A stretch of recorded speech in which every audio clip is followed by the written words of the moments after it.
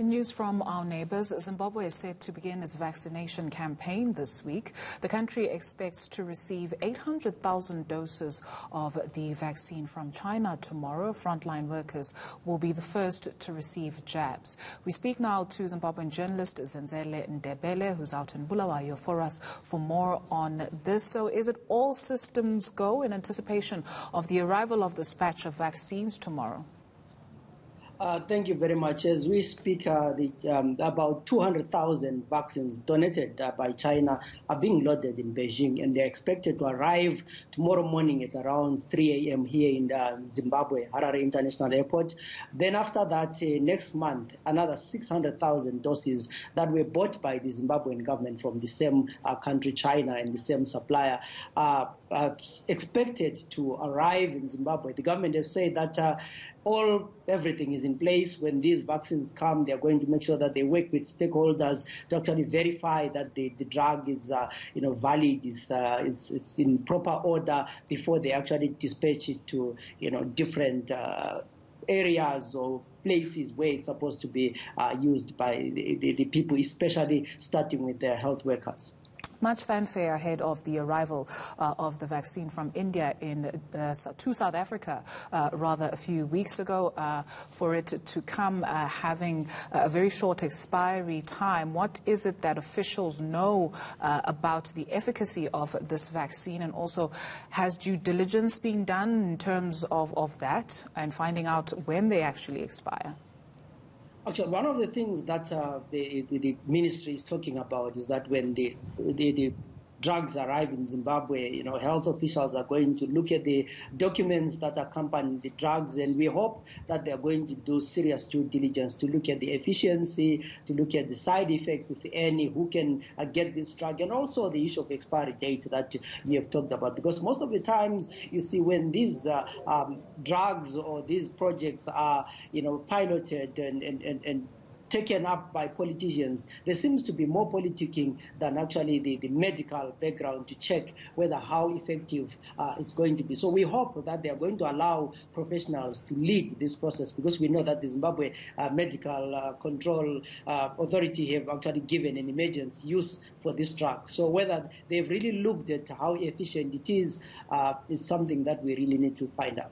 Do we know the circumstances that led to the agreement to have the vaccine over from China to Zimbabwe? It could be one of the close relationship between Zimbabwe and China. Zimbabwe has always been a friend of China, or they see China as the all-weather friend. So chances are they were going to look east because they were going to get favors. It was going to be easy for them to procure compared to the Western countries. And of course, we have heard of them also weighing in on the drugs from Russia. So it could be just because China has already said we are going to give you 200,000. Then as a gesture, they also decided to say if they were getting 200,000 free, why are we not buying more? So for China, it was also good business for them to donate 200,000, leading to the government of Zimbabwe to buy 600,000. What is the sentiment on the ground in the country? What is it that everyday folk are saying in terms of this vaccine? Are they looking forward to it? Do they care? There's always been a lot of conspiracy theories and a lot of fears and rumors amongst the ordinary people when it comes to the issue of drugs. So I hope that these fears are going to be eased when we see authorities taking the drugs themselves. So we hope that it is the president of Zimbabwe who's going to take this drug first to show that it's efficient, and his cabinet. Then the rest can follow in actually taking this drug. So there's a lot of education, there's a lot of convincing and awareness that needs to be done before people can, ordinary people can actually say, I'm going to take this drug, because there's a lot of skepticism, and we know generally people don't trust stuff from China. So it's one of the, especially now when you're talking about a vaccine, and it's going to be interesting how the government is going to roll out its awareness campaign. Who are the individuals who are going to stand up and say, I'm prepared to take this drug? Is the president of Zimbabwe going to take the drug himself? And that's just it. Any details in terms of the rollout plan of the vaccine? The ministry put out a statement yesterday, but when I tried to look at it now, I found that it was not already on the page. So they've already put out a rollout plan. They're saying there will be a lot of work that needs to be done, but also there's the issue of storage that is needed and how the drugs are going to be, distributed from the central point to districts to towns. We hope all these plans are going to be in place to make sure that there are no delays, and also how many days can this drug stay, whether frozen or after it has been thawed. All of these are details that we still need to know. What is the cold chain plan that is going to be put in place to make sure that it gets to the destination still in good condition? If everything goes according to plan, Zimbabwe will be the first Southern African nation to actually roll out its vaccination. On a different issue, South Africa reopening 20 land borders, including the Beitbridge border post. We're in conversation with the Department of Home Affairs shortly, but what is the sentiment in Zimbabwe with regards to that?